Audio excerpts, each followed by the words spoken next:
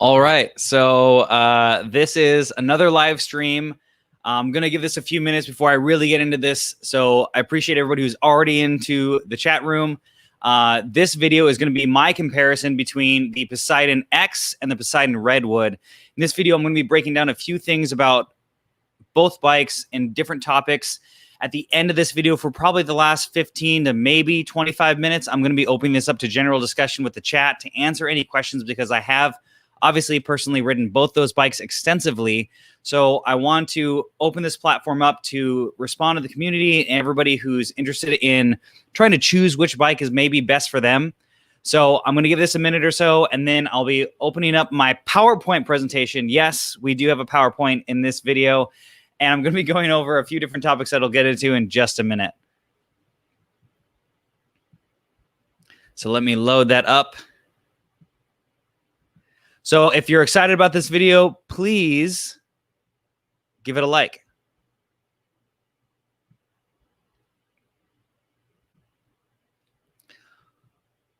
Alrighty, so just again, to give it a few minutes, basically these are going to be the topics of conversation. And then at the end of this, we're going to have the general communication about just any questions that any of you have about those two bikes, riding experience, or just any general questions, honestly, that you want to ask me in general.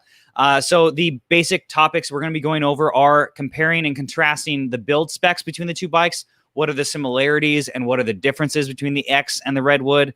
Comparing both the bike sizings, because the geometry is very different. So I wanted to go over a little bit of the numbers and try to explain as best I can. I'm definitely not a geometry wizard, but I want to try to help you understand maybe the geometry charts a little bit more and my recommendations as far as sizing goes. If you have any questions, again, this is my personal opinion, not Poseidon's directly.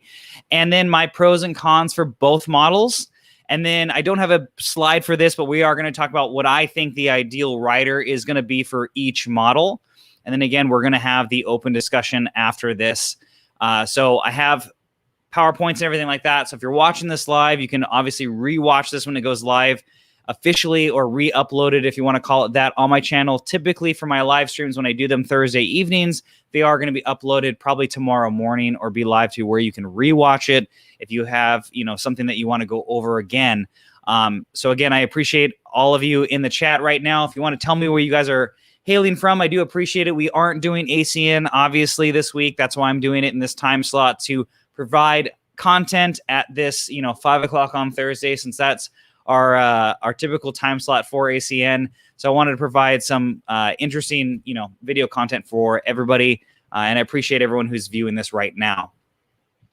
All right, so it's been a few minutes, so we're going to get into this, and let's start with the presentation.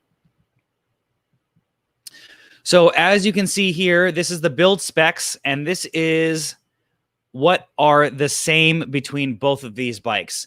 So these are the identical features of the build between the two bikes. Obviously, there's going to be difference in geometry and things like that, but we're going to be going over just build spec sheet on what is the same between both bikes. So as you can see here, we have the same 6160 double-butted hydroformed aluminum frame. Both shifters now on the bikes. The original Poseidon X was originally spec'd with Shimano Claris, but both builds are now spec'd with Microshift Advent X. Both handlebars are going to be their adventure bar with black bar tape. The rear derailleur is going to be the same Microshift Advent X 10-speed derailleur with a clutch.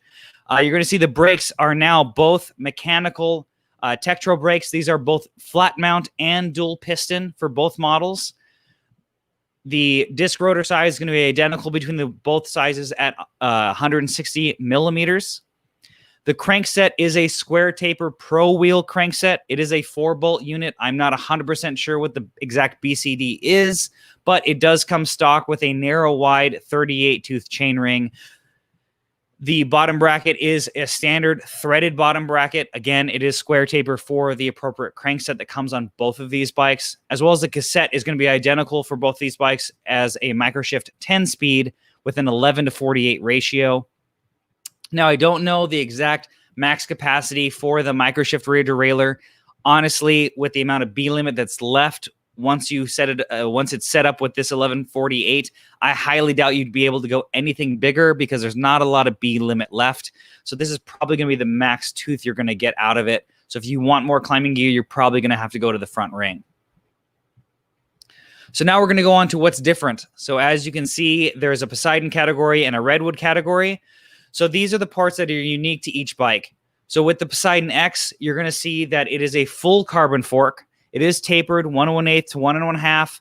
But again, the steer tube and the fork legs are both full carbon fiber. So obviously that's going to lighten that fork up compared to the original model, which was an aluminum steer tube with carbon fiber legs. So this new updated version that they came out with, once they switched over to microshift, is a lot lighter in that fork. As well as you can see, it added water bottle bosses to the fork leg. So you aren't going to get 3-pack mounts, but you are going to get dual bottle mounts. So you can run, obviously, an extra water bottle cage there or any other accessory that it only requires those 2 bottle bosses. As well as for bottle cages inside the frame, you're going to have 3 in a size small, 4 in a size medium, large, and extra large. The seat post diameter on this bike is going to be 27.2, so your more standard seat post size for your gravel or road bikes. As well as the tires on this bike and wheels, you're going to get a 700 by 35C tire stock. It's a stock Kenda tire on this bike. You're obviously going to get a 700 wheel set stock on this bike.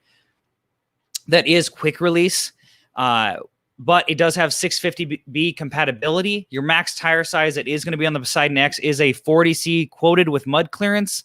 Realistically, I think you could probably squeeze a 42 in there if it's pretty dusty and dry, but 40 is going to be your safe bet. And for the 650B clearance, a 1.9 is essentially a 47 or 48C tire. So if you're running your standard kind of 650B gravel tire size, that's going to be the one to go with. Then we're going to get into the differences in the Redwood. That is going to have a full 6160 aluminum frame, still tapered steer tube, but obviously this fork is going to be a lot heavier than the carbon equivalent, but you're going to have a lot higher weight capacity. Now, they don't list the max load weight rating currently that I've noticed on the Poseidon website, so I don't know what the max capacity is, but you're able to run, like I mentioned in my review today, a rando rack or a basket pack if you wanted to because of the extra rigidity and strength with an aluminum fork. Then you're going to have also more mounts on that fork as well. You're going to have your standard 3-pack mount. So if you want to run water on 2 of those, or if you want to run an anything cage, you are able to run that on this fork because it does have provisions for it. Then because they do offer more sizes in this frame, you're going to get 2 bottle bosses in your extra small, 3 or your double X small.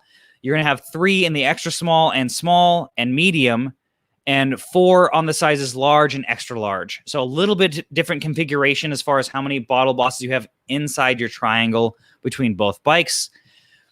And you are going to have a 31/6 seat post on this. So this is going to be more of your standard mountain bike seat post. So it is going to be a little bit more uncommon if you want to go with like a carbon rigid seat post, but is going to open up a lot of opportunity to get a dropper seat post in that size because they are more readily available in different lengths for a 31/6. Now the wheels are going to come on this bike are going to be 1 through axle, 2, they're going to be 650B compared to 700, and they're going to come with Kenda 2.35 tires. The wheels themselves stock out of the box are going to be tubeless compatible as well, but the tires that are stock with it are not. Now, I did personally try the same thing that Eric from Spindat did, and I did put Gorilla Tape on the stock rims, ran some sealant in there with some tubeless valves, and those Kenda tires, even though they're not rated for tubeless, in my experience, have been fine. Haven't lost air or anything overnight. They've held air well, and I've run them in definitely the low 20 PSI range without any burping or any kind of issues on that. As well as your max tire size compared to the Poseidon X is going to be a 650B by 2.1 and a 29er by a 650B by 2.5 and a 29er by 2.1. So I'm going to take a break here and go through some of the comments where everybody's coming from. I appreciate all of you that are in the chat. We got somebody from Denver, New Hampshire, Minnesota, from the UK. All right, awesome. New Jersey, Long Beach. James, you are definitely close to where I live. I'm in Orange County. Philly. Yeah, we got everybody here. Anaheim, Pennsylvania, Seattle. Awesome.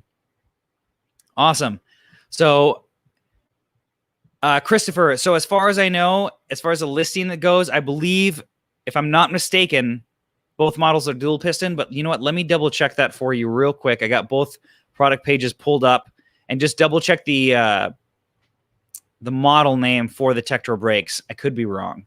So on the Redwoods, they are the Tektro MD C550s, and on the Poseidon, they are listing.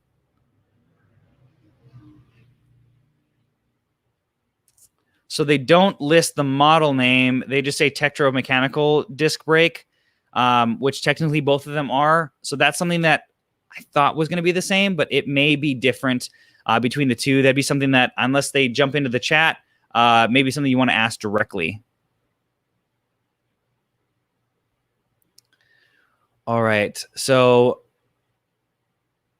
okay, this is great. I'm surprised that with the B limit left, they can run an 11 to 51 on that Marin. But that's great news. If you wanted to run more, obviously, I think an 11 to 50, 10 speed from Sunrace would be safe. But if they can run that on the Marin, I'd love to see what the combination is with the front chainring. I'm assuming you'd probably have to shrink it down to get some more capacity out of there, but I could be wrong.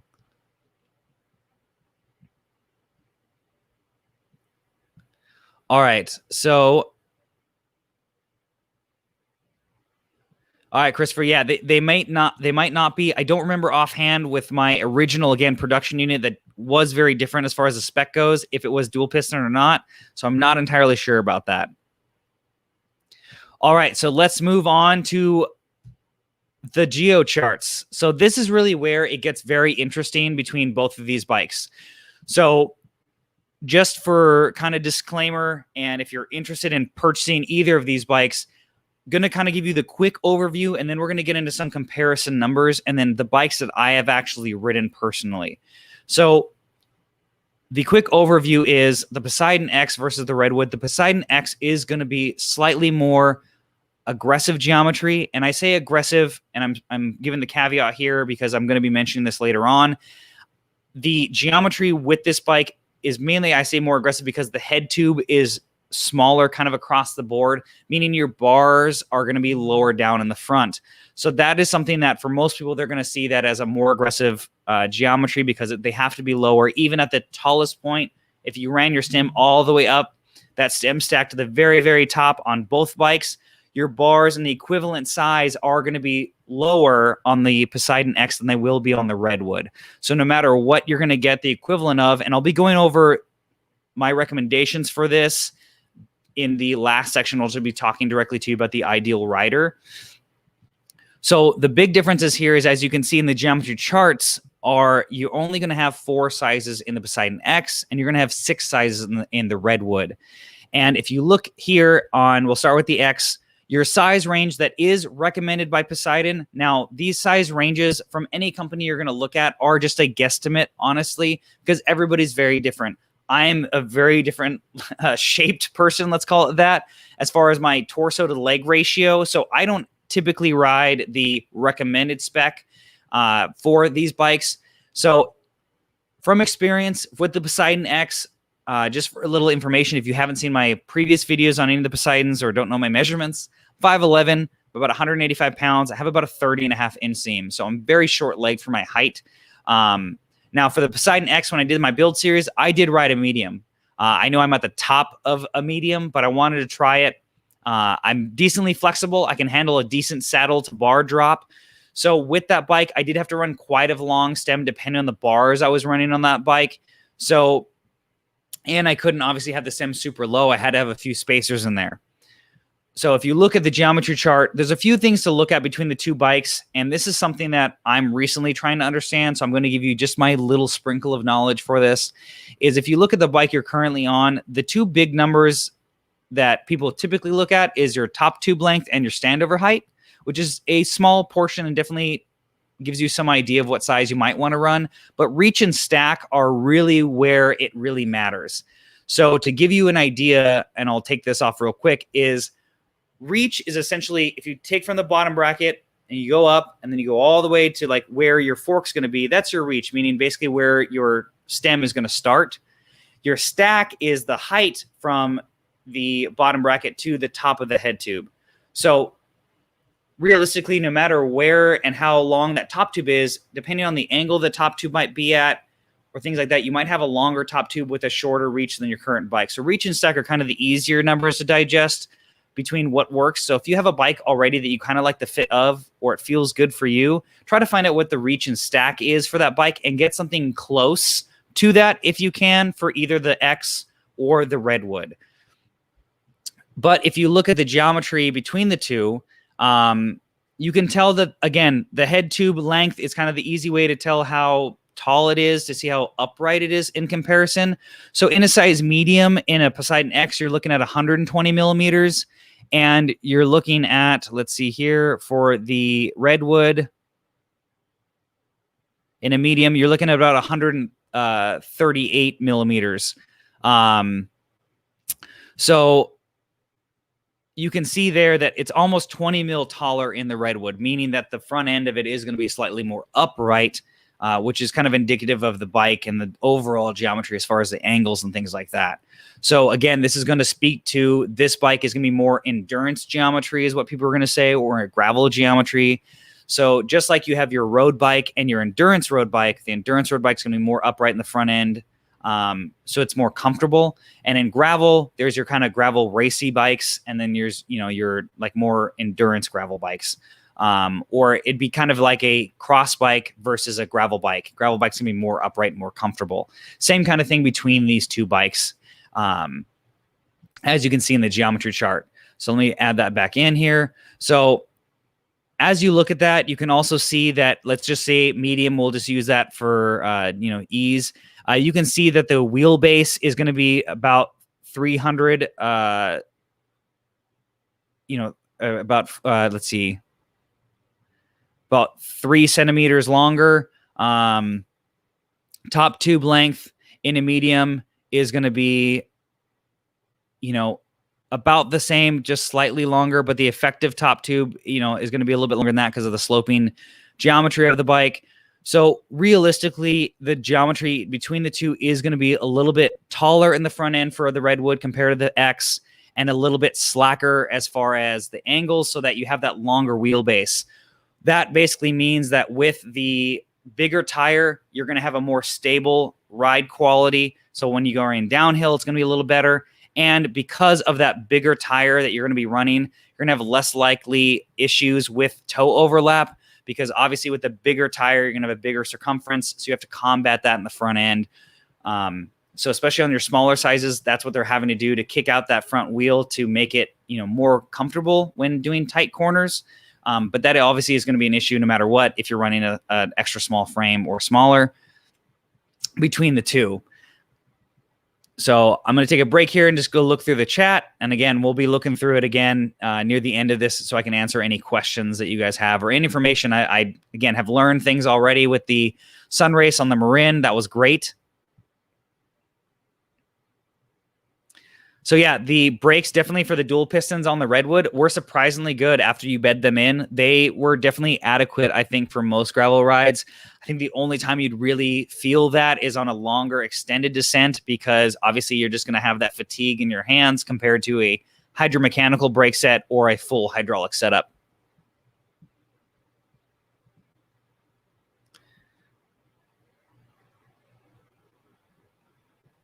All right, well, that's awesome. Yeah, so, I mean, the fact that you have just a little bit of toe overlap in a extra small is great. I rode fixed gear, if some of you didn't know, a long time ago, and so I've always adapted because of that, because obviously your pedals are constantly moving. During a tight corner, you can't do anything about just like coasting through or anything like that. So I've always adopted just kind of dropping the back of my heels and lifting the front of my toes and kind of pedaling through really tight corners. I still kind of naturally do that, so I've never really had many toe overlap issues on any bike, but some are more prevalent than others, obviously, again, based on the geometry.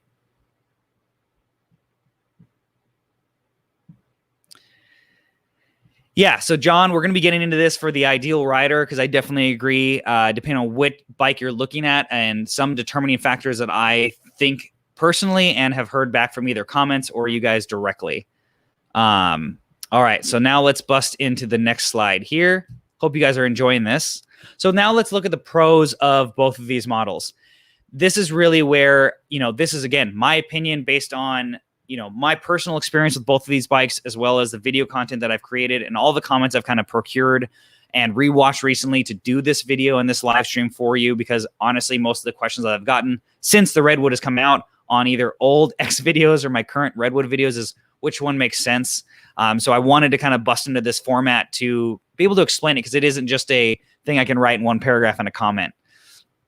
So the big pros for the Poseidon X are going to be, in my opinion, again, are going to be it's great for road and gravel. So if you want a dual purpose bike, I think the geometry is going to lend itself to both of those things very, very well. It is a lighter overall package based on Poseidon's website. It's about a 3-pound lighter bike than the equivalent Redwood in the same size. Then you're going to have a full carbon fork again on the Poseidon X.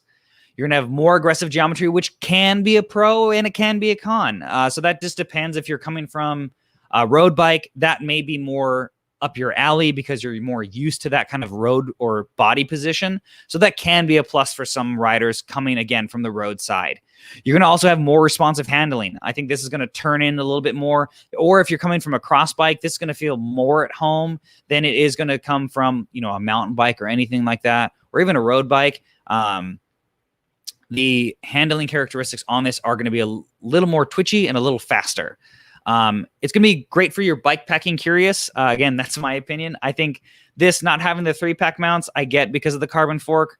You can still carry plenty of stuff on this bike and totally bike pack on it. I know a lot of the guys from Poseidon themselves. I've seen their pictures. They did a lot of great epic tricks when just the X was out. So again, isn't as capable as the Redwood as far as like tire clearance and where you can really go. But depending on obviously your skill set and things like that, and certain bags you put on the bike, it is still very capable overall. Obviously, another pro is it is the cheaper of the two bikes at $699 currently. Obviously, they're going to be doing, these bikes are selling really well, so they're doing a lot of pre-orders. And it is offered currently in a flat bar option. I believe they are all sold out at the moment, but it is for somebody who doesn't want to do a drop bar, wants something more upright or maybe more commuter friendly, or just wants a flat bar because that's what they like. That is a definite pro because you do have that option with the Poseidon X. Now for the Redwood, obviously, first off, massive tire clearance. You're going to get so much more tire in this bike compared to the X. It's ridiculous. Again, you're starting stock with a 650 by 2.35. And I believe, if my conversion is correct, that is about a 55 centimeter, maybe 57 centimeter in a 650, where you're going to max out at a 48C tire in the X. Then it's going to be great for gravel or even basically like a pseudo rigid mountain bike. So your more aggressive trails or single track trails, or if you have a lot of buddies who have a mountain bike, this is going to be more capable and easier for you to kind of keep up with them, more so than the X would, in my opinion. It's going to be slacker, meaning it's going to be more stable downhill. So those really chunky or longer descents, this is going to be less likely to be unsettled when you're riding down. As well as you do have more mounting options on this bike. Obviously, like I mentioned before, the fork does have the 3-pack mounts as well as the dynamo mount for the fork. So you can easily run that if needed. It does have rear rack mounts if you want to run that kind of setup. So more mounting options on this bike just in general. It is through axle front and rear. Obviously, the Poseidon X is not. So that's going to be more of a modern standard. As well as it does have dropper post routing. Now, it does have external routing for the dropper post. I don't know if you can mount it internally. But there is external routing that is easy that you can zip tie on. It actually comes with little clips. I would zip tie it personally, but the clips are really nice because they don't potentially scratch you. And it does come stock with a tubeless compatible 650B wheel set. So again, even though the tires aren't tubeless rated, the wheel set is. And again, if you want to run the risk that me and Eric have both done, you can just run some Gorilla Tape and tubeless valves and run those tires tubeless for the foreseeable future. I've had no issues with that.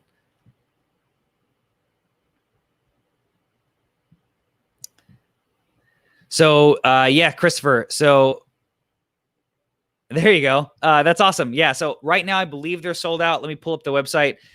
So I believe all the flat bar options, yeah, they're all marked as sold out in every color. I'm assuming those are going to come back. on pre-order after the drop bars come through. So definitely keep an eye out for that. For again, the people who just might not want a drop bar, that's definitely a great option. You're still going to get your Microshift Advent X group set. You're just going to get a trigger shifter instead of obviously the drop bar shifters. All right, so let's move on to the cons. Obviously, this is shorter, in my opinion, than the pros are. But for your Poseidon X, one con, depending on who you are, is going to be your quick release front and rear on that bike. Now, they do, and I have made a video about this, is they do have a through axle conversion for the rear. And if you were to eventually upgrade the fork, you could upgrade it to a fork that has a through axle front end on it. I did with my build series that I did with the X, and I put a fixation Sparta fork on there, which was a 12 millimeter flat mount fork with 3-pack mounts, as well as obviously it's a 12 millimeter through axle. So that was something that I did to basically modernize both the bikes, or both ends of the bike. So you could do that later on, but out of the box, it is going to be QR front and rear. Again, a pro and a con is going to be the more aggressive geometry. Depending on who you are, that might be too low in the front, even at the highest point where the bars are at. But again, just really depends on who you are. There is less frame size options. There's only 4 frame sizes available with the Poseidon X, and there are 6 total for the Redwood. So the smaller riders, you might have to go with the Redwood compared to the 2, just based on your height. The shortest recommendation that they do for the X is going to be as stated as 5'4", and they go all the way down as a recommended height as low as 5 foot for the Redwood. So lastly, we're going to end with the Poseidon X being non-tubeless compatible stock wheels, as far as I know. So obviously, if you want to go tubeless, you'd have to get a wheel set that's compatible as well. So for the Redwoods, the main cons are the total weight. The bike is a lot heftier with tubes on my scale. If you haven't seen the review video, and if you haven't, please watch it after this live stream. It was about 27.5 pounds with tubes in a size large. It dropped about a pound when I took the tubes out and went tubeless. But again, that is going to be about 4-ish pounds heavier, probably per size, I'm assuming, than your Poseidon X. Then you do have a non-tubeless stock tire, but again, in my experience, that wasn't an issue. But I have to say that because, just in case it doesn't work for you, it is going to be more sluggish handling. Kind of like I mentioned, I meant floaty as far as the sense of you kind of have to flow through the trails. You can't just kind of bomb through and pick your line last minute. You kind of have to set the bike up for success, especially through the corners. And then you can, if you do mess up a little bit, that extra tire volume is going to kind of save you at the end, but you are going to have less reaction time if you're trying to change last minute, because the bike kind of takes a second to move around. And the other con that I did mention in the review was the end caps. Both of them on the non-drive side do fall out of the frame once you remove the through axle, which I don't really like. I wish they were be able to bolt in or something like that. So that's definitely a con. You just have to be just an extra piece you got to be more aware of if you do have to remove the front or the rear wheel for transportation, or obviously fixing a flat.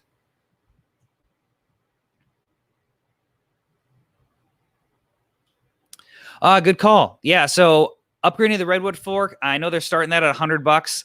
So if you are going to do that to your Poseidon X, obviously it's going to add weight to the bike, and as well as I don't know how it's going to affect the handling, because obviously that fork's going to take a lot more of tire than the rear is, and depending on the fork angle or the trail number or whatever, it's going to really affect that. So I don't know if I would really recommend that out the gate. Because one, the tire size difference and the handling that it may affect in potentially not a positive way. So I'm not 100% sure of what I feel about that just yet. So let's wrap this up slideshow wise and take this off here, and let's just talk. So I'm going to go through the comments real quick and see if there's anything I want to quickly answer before I go into my ideal rider for both of these bikes.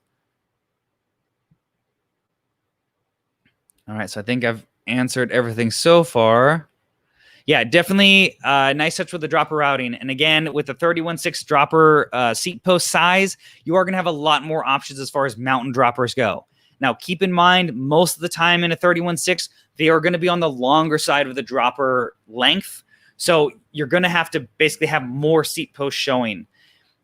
with the 27.2 size, which you could get a shim for your Redwood to shim it down to a 27.2. There are a lot more options in the 50 to 90 millimeter of drop, and that's more likely to give you, obviously more options if you don't have a ton of seat push showing. So worst case scenario, you could get a shim and still mount it externally for that. So I definitely would keep that in mind, because most, against 31.6 droppers are going to be at the longer end of the length.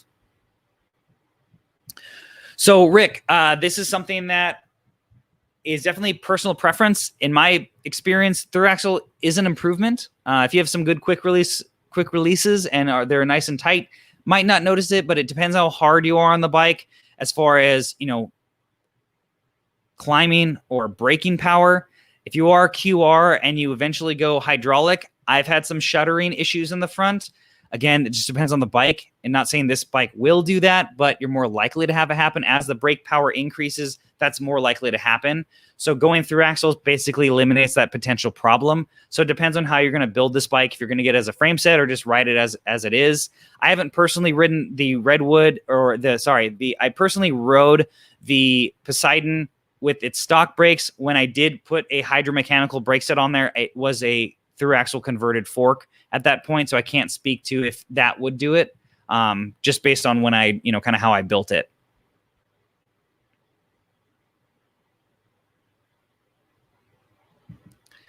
So yeah, so as far as the 700C, if you're speaking to the Redwood, they do state that as a 29er by 2.1 max tire clearance. So if you had a 700C by 45 or 50, that'd be a great option for this bike.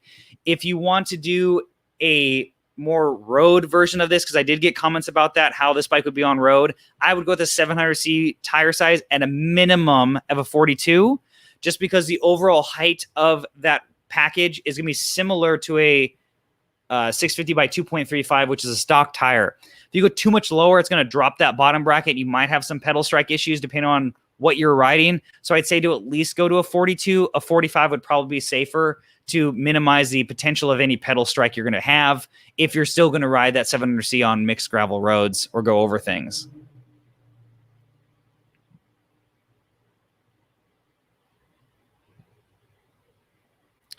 So, Ben, I haven't ridden anything.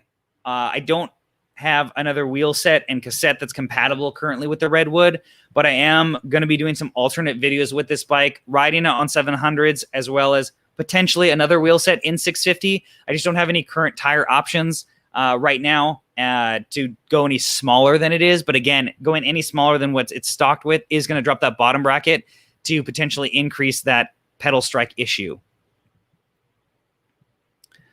Melissa, so the brakes, again, it's been a while from my original X, and I don't know if those are the same brakes, and I don't believe they were Tektros on the test unit I had for the stock build of the X.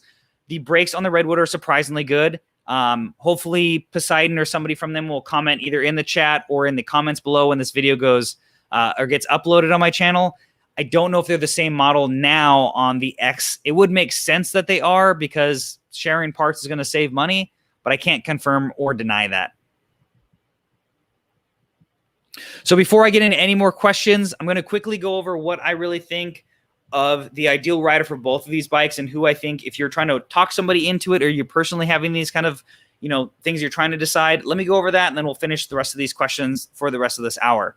So in my opinion, the ideal rider for your Poseidon X is going to be your X road bike guy, or commuter or hybrid rider, somebody who's been riding more and they want the bike that's going to be very dual purpose. They want to do road and maybe some mild gravel. Obviously with the 650B wheel set, you could go more aggressive on the gravel, but the geometry and everything else is kind of spec'd on the bike is going to be more road bike person-ish friendly. So somebody who may be interested in a road bike is also interested in gravel. This is kind of that nice happy medium, I think, for everybody.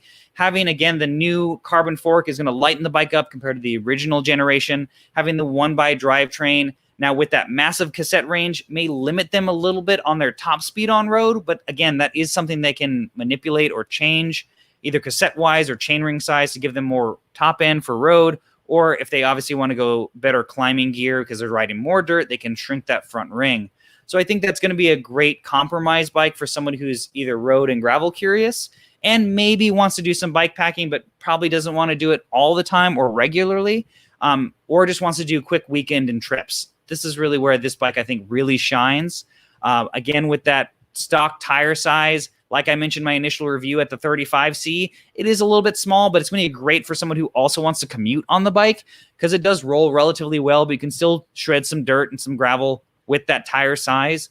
And again, you can't upsize it in either that 700C or the 650B. Now for the Redwood, that's a whole different animal in my opinion. If you want to use this as a road bike or on-road more, again, like I mentioned just recently, you're probably going to want to go with a 700 by 42 size tire at minimum to keep it kind of similar feeling as far as height goes off the road. You obviously could go smaller. If you're riding road, you're not worried about that pedal strike. Dropping the bottom bracket isn't going to be the worst thing ever, but I wouldn't go anything really below a 40 slick if you're going to do that. As well as this is going to be a bike for somebody who maybe is coming from mountain and wants to get into gravel, but wants something that feels more familiar, or someone that, again, just like, you know, the Poseidon X is going to want a gravel bike and maybe a mountain bike, but only can afford one. This is going to be that nice, happy medium between the two. It's going to be more of a mountain bike style feel to it as far as the slacker head angles and the longer wheelbase and the bigger tire volume to give you that cushion and ride quality that you want. So I think that's going to be kind of your ideal candidate for that. Someone who just wants that safety net of having that extra mechanical suspension in the tire size volume so that it's just a more plush ride when riding off-road. So I hope you guys liked that little synopsis and this so far. I know we kind of busted into the questions early, but let's get back into it and let me see where we left off. So we have here, how does the Advent group set compare to something like the SRAM 1x Mullet? Would you eventually recommend to upgrade? Okay, so this is going to be a great question. So Mullet is going to be kind of broken into a few different categories. So let me bust into that first. The SRAM drivetrain in general, currently, if you don't modify it, is spec to only clear up to a 42 in the rear for your Apex, Rival, and Force rear derailleurs in the long cage. Now, I've run personally 11 to 46 on there. No problem. Did that for a long time. Technically, most people consider a Mullet build something that can handle a 50-tooth cassette. If you do that, you're going to have to upgrade that rear cage to either a Garbrook setup like I did on my bike, on my Cobalt Warhawk, so I can handle that 50-tooth cassette. Now, in comparison, if you are going hydraulic, yes, that is going to be a lot better braking and a bigger upgrade for your bike overall. And that, to me, depending on what you're riding, can be worth upgrading in time. But if it was me and you're testing this out, and just like the comment that we saw earlier with the Marin that's apparently taking the same derailleur and taking up to a 51, that's considered a Mullet. I, again, haven't seen that personally and haven't ridden it, so I don't know how it's going to shift. But if you can do that, there you go. That's a Mullet setup. Now, 10-speed cassettes are going to be a little bit harder to come by, so you're going to be a little bit more limited on options for that. And if you're going to go that route, that's obviously a lot less expensive. And I would go with a hydromechanical caliper upgrade for the micro shift, so you could keep those levers and save the cost, because typically no matter what group set you go with, the levers are going to be the most expensive. What's the best way to increase your top end power on these bikes? I would be riding pavement a lot. So Nathaniel, are you, I'll look up your comment right now. Are you talking about your just top speed? Because top power typically means like your wattage output. If you mean like just top speed of this bike, that's very different. So I'll let this kind of simmer for a second. We'll come back to it. All right, Melissa, what size 700 would you run? 2.1, like the Spurwoods? Okay, so Melissa, I'd ideally like to run the 2.1s on this. That's what I'm looking at. There's a few tires I'm looking at. The Sparwoods are definitely one of them. Maxxis, I believe it's the Pace they make in a 29er by 2.1. 29 by 2.1 now, it's kind of weird. There's kind of like a mix between old mountain bikes and new and gravel bikes. Now gravel bikes are getting more tire clearance, and there's a lot of tires that are considered small now for mountain that they don't produce anymore. So 29 by 2.1, there are not a ton of options there right now. So I like Maxxis in general. I've had good experience with their tires. But yeah, a 2.1 tire is definitely what I'd want to run. But again, for somebody who's asking about road setup, I'd go down to like a 42 or a 45. Okay, so Nathaniel changes. So it said that he means top speed. So Nathaniel, top speed means just go bigger front ring. It comes with a 38. You can do the math on gearinchcalculator.com as far as you can input the tire size that you're running and what a 38 versus like a 42 or a 46 tooth front ring is going to gain you as far as the top end goes. Keep in mind, you're going to have to do a new chain at that point, because if you don't shrink that rear cassette, you're going to need a lot more chain to go around a bigger front ring. You know, so you are going to have to change that from stock.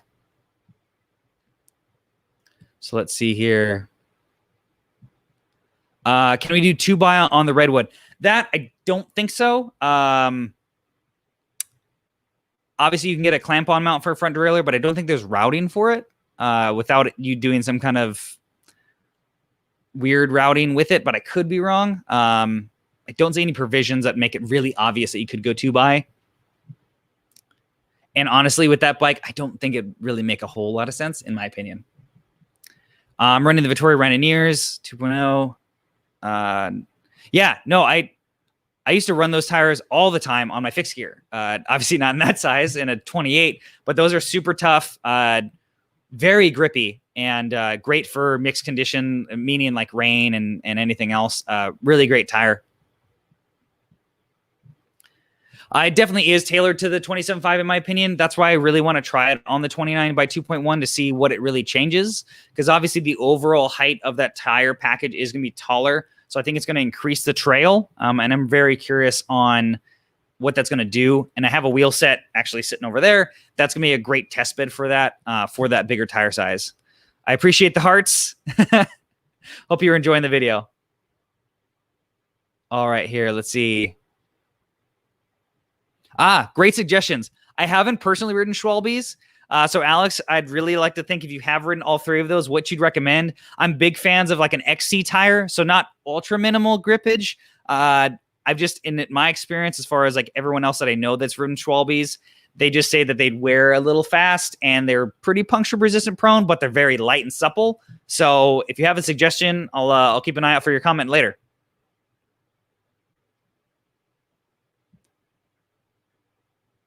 Okay.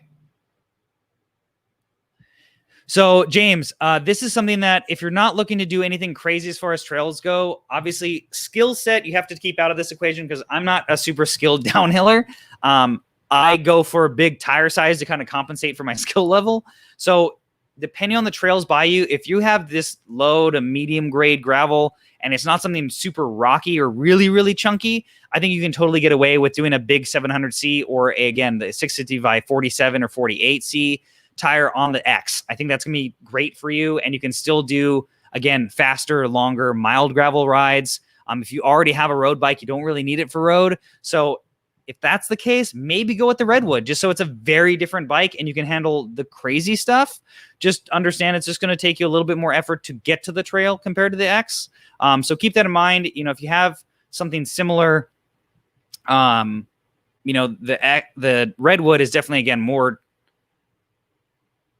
capable as far as like what you can do with it. So if you have something very, you know, very similar to a road bike as far as your gravel bike and not a huge tire difference, maybe that'd be a good choice. As far as climbs better, to be honest, that's going to be, you know, climbing is in my opinion on dirt is going to come down to traction and weight. Obviously traction wise, your Redwood is going to hook way better. Like I rode that through a sand pit and was surprised how good that thing floated and paddled through very, very well and didn't really sink. But the overall weight you do really notice on the climbs. So traction aside, the X is going to climb better because it's lighter. So you can still climb pretty much just as fast. And like I mentioned in my full review, I just noticed that my heart rate was maybe 10-ish to 15 beats higher per minute on a sustained climb on the Redwood versus the X, because again of the overall and rotational weight comparison. Because obviously you have a 650B very wide rim with a massive 2.35 tire versus a 700C by 35 or 40C tire. It's going to feel very different, and the overall package weight's going to be a lot different as well.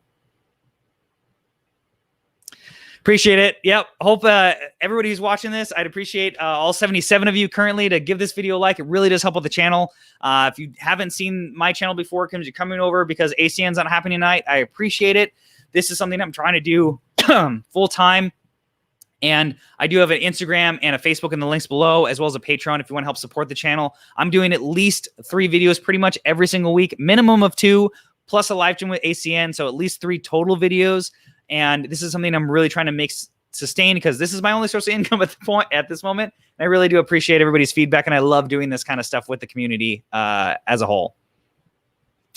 So, honestly, I don't know. I'm assuming eventually, like every bike, they're going to upgrade things and change things to keep up. But I don't know when that's going to happen. Obviously, that bike's doing really well. And to be honest, the quick release does bring the price point down quite a bit. So to keep it in that margin, you know, it is something that you can eventually upgrade it, like I mentioned, to a through axle with the conversion kit in the rear and a new fork. And if you're really thrifty, to be honest, you can get quick release disc wheels dirt cheap, because a lot of things are through axle. So if you want to go that route, you can. But I can't speak to that. They haven't let me know anything about that. All of those are XC.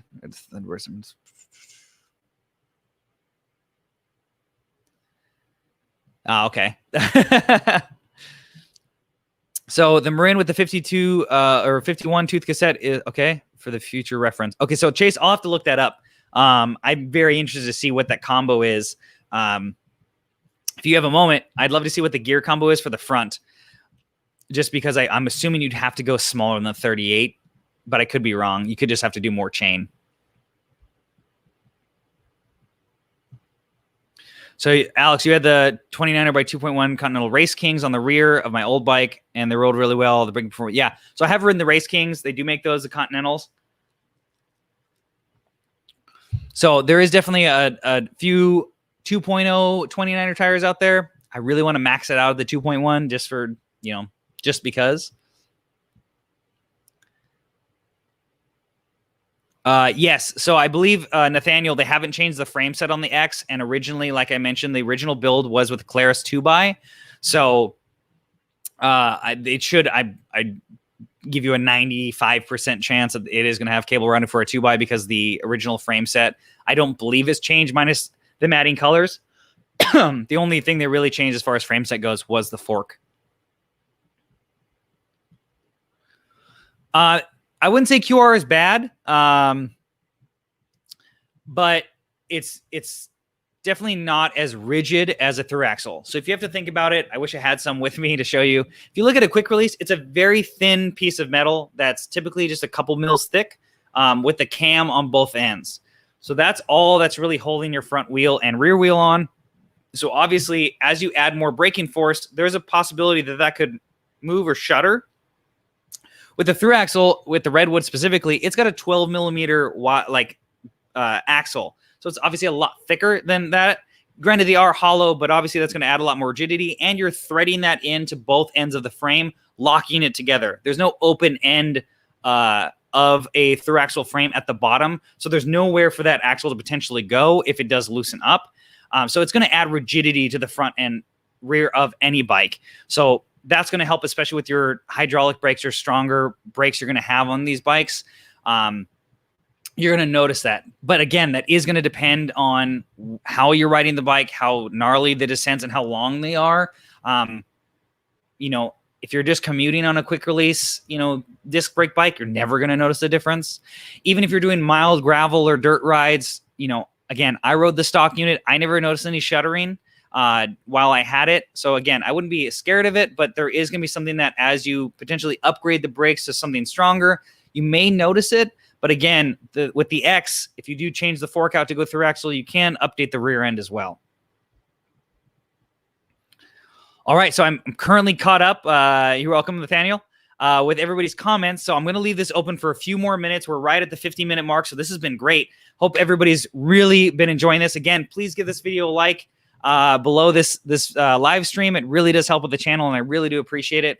And I'll be doing more of these. These are definitely a format that I really like for these comparison videos, because trying to edit this or explain everything and answer everybody's questions is honestly pretty difficult. So if you guys liked this PowerPoint format and me explaining things the way I did, please leave a comment as well in the description so I can know that for after, because I'd love to hear what you guys think, because I do want to do a comparison video of this group set, the Advent X versus the Sensa group, and I wanted to test this format out. And if you guys like this, I definitely will do that for that group set sooner than later, because this is obviously a lot easier to do directly with everybody.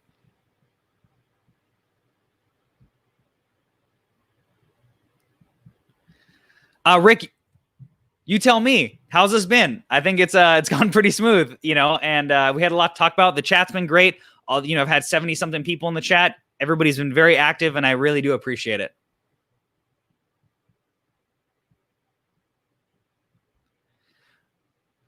So let's see. As far as packing weight goes, I'm going to generalize just because it isn't rated. Since the Redwood is rated higher because of the aluminum fork, and you can run lowrider racks, you're going to be able to basically fill 2 pannier bags or a full basket and have no problem. So it really depends on the size of the bags.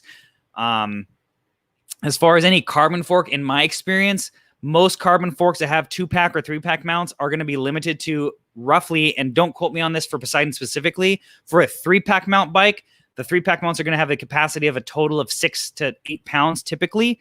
But since the Poseidon only has 2 bottle mounts, I'd assume I would only run personally something with the equivalent of, like, let's say a large water bottle on the bike's going to be 24 ounce on both sides. I'd only weigh or ride something that's the equivalent of that weight on both sides in my experience, because I don't list that. But that would be the safe bet. Obviously, there are 2 water bottle eyelets on the side, so I'd only run like the biggest size water bottle I could as far as weight goes. Let's see here. so many people now getting back into shape who aren't in perfect shape. Totally agree. And Christopher, I am totally one of them. Can you keep track of your indexing on this hard time down? As far as Nick goes, for the Sensa, I had no problems with mine. Again, I didn't have mine super, super long, but once I dialed it in, it seemed totally fine and easy to adjust out of the box. It did need some tweaking when I initially unboxed it. Hey, all right, Grooms from Sweden, all right.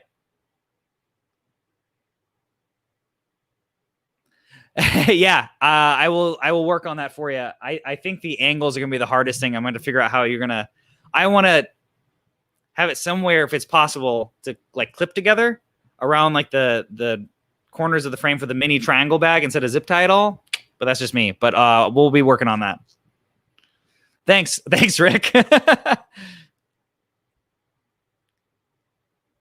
That's going to be, honestly, Alex, depending on your skill set. Any bike you can ride down there. You could ride a road bike down a luge trail. It just depends how skilled you are. But obviously, the Redwood would be more suited to that than the Poseidon X, in my opinion. All right, so we're going to be wrapping this up pretty quick. So let me look if there's anything else.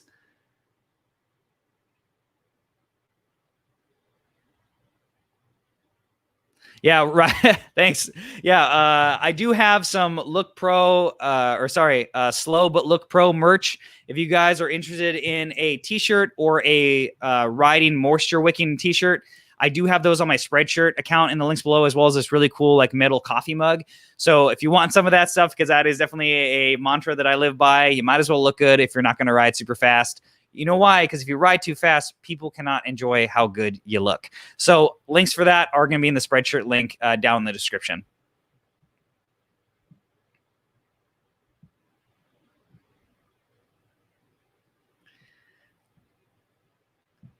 All right. Well, I appreciate that. I, try to provide good content for you guys, especially, like I said, since we're not doing ACN this week. I hope everybody's enjoyed this so far. All right, so this is going to be my last question here. If you're looking for a training bike to go up and down gnarly, I'm assuming not kept road / mountain passes, what would you recommend? I would definitely go Redwood if they're super chunky or super gnarly, because you have the capacity, again, with the tire size. If you want something a little bit faster, the 29er tire set's going to roll a little better. If you're going to be doing more technical riding, 650B is going to turn in a little bit better, even at that max tire size. And hey, from Singapore. All right, everybody, I really do appreciate it. If you can take a minute to give this video a thumbs up, again, I really do appreciate it. You can follow me on Facebook and Instagram, and I do have a Spreadshirt with some cool merch in there that does really help support the channel. I really do appreciate it. And comment below if you like this format. I definitely can do more of these for comparison videos so I can answer these questions directly to you, just in case I might not in just a standard video edit. So I appreciate everybody's time and have a great night.